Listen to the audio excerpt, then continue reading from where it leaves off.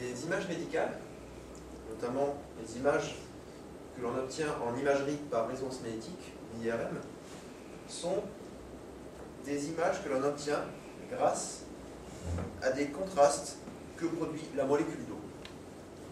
La molécule d'eau est en fait composée d'un atome d'oxygène et de 2 atomes d'hydrogène. Ce qu'il faut comprendre, c'est que les atomes d'hydrogène se comportent comme des petits aimants.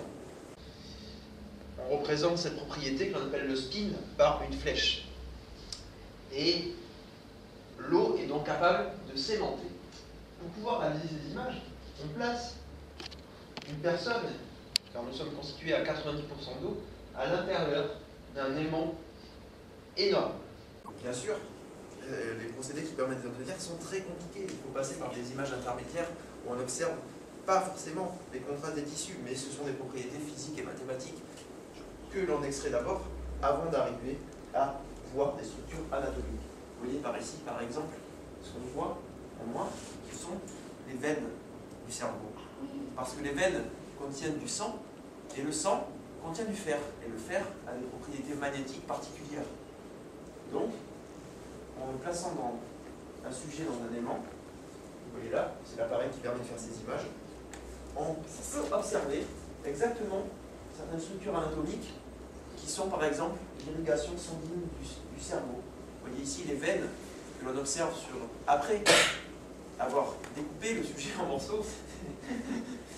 On peut le voir en fait l'IRM lorsqu'il est vivant. Et c'est pour ça que l'imagerie par résonance magnétique, c'est une technique radiologique qui est extrêmement innovante parce qu'on n'a pas besoin d'irradier les gens et il suffit simplement de les placer dans un aimant, ils ressortent de la même manière qu'ils sont rentrés, c'est-à-dire en parfaite santé.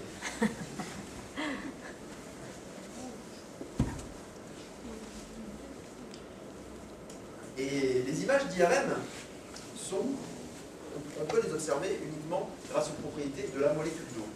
La molécule d'eau effectue des mouvements sous l'action de la chaleur. Elle tourne sur elle-même, elle se déplace aussi par grands pas. Vous voyez, on observe ce type d'image lorsque l'eau tourne sur elle-même. Ce sont des images que l'on appelle des contrastes T1 et T2. L'eau effectue des petites rotations sous l'action de la chaleur. Alors que, on le voyait ici par exemple, on peut observer aussi les artères, les flux des artères, parce que l'eau, sous l'action du flux à l'intérieur du sang, effectue des grands pas, des mouvements, des grands mouvements. Et on peut détecter cela par IRM. Mais ce dont je vais vous parler plus précisément maintenant, c'est l'imagerie de la diffusion de l'eau. Qu'est-ce que c'est? Eh bien, l'eau, sous l'action de la chaleur, elle effectue des tout petits sauts microscopiques qui sont totalement hasardeux, c'est-à-dire qui sont totalement aléatoires.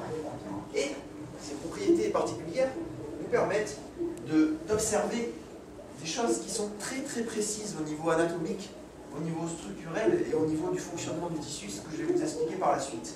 Vous allez voir que toutes ces images qu'on présente avec des couleurs nous montrent le fonctionnement du cerveau et sa structure.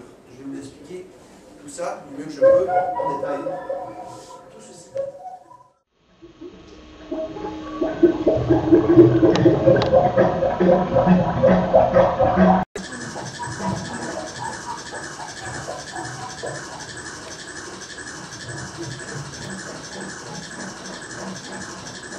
L'eau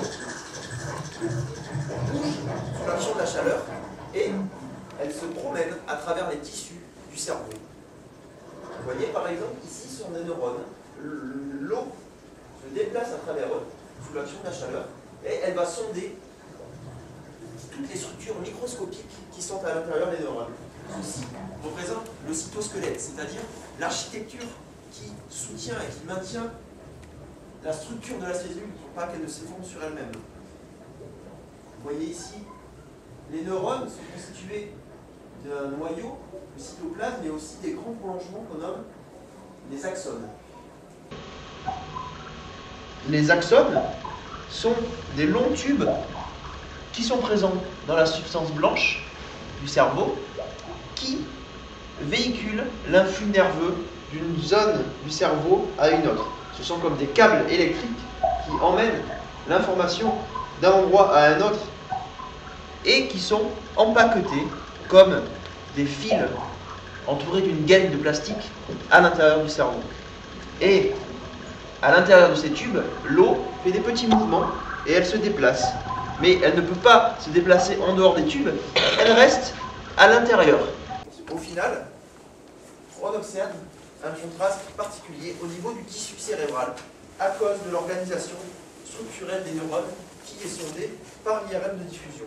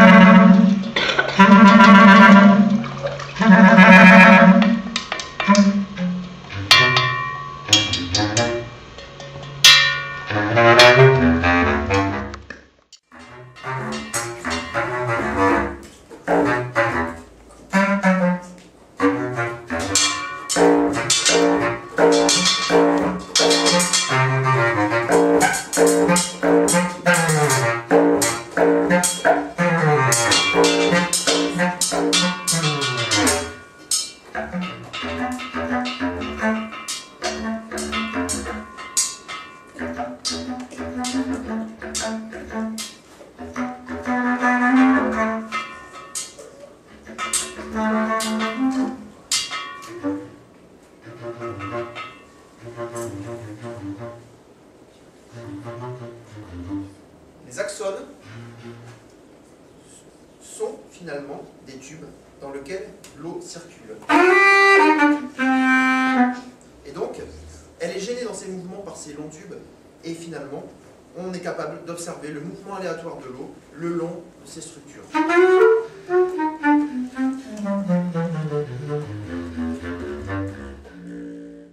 Et on va pouvoir déterminer l'orientation de ces fibres grâce à la diffusion de la molécule d'eau.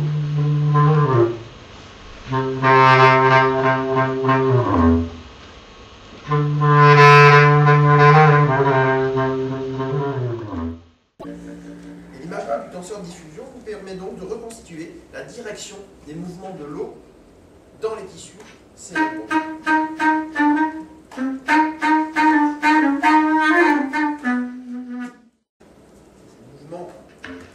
Par exemple, vers vous, c'est-à-dire ils sont représentés par la couleur bleue, les fibres qui les constituent montent du fond vers vous. Donc certaines de notre fibres vont de droite à gauche, en couleur rouge, de bas en haut, celles qui sont en couleur verte.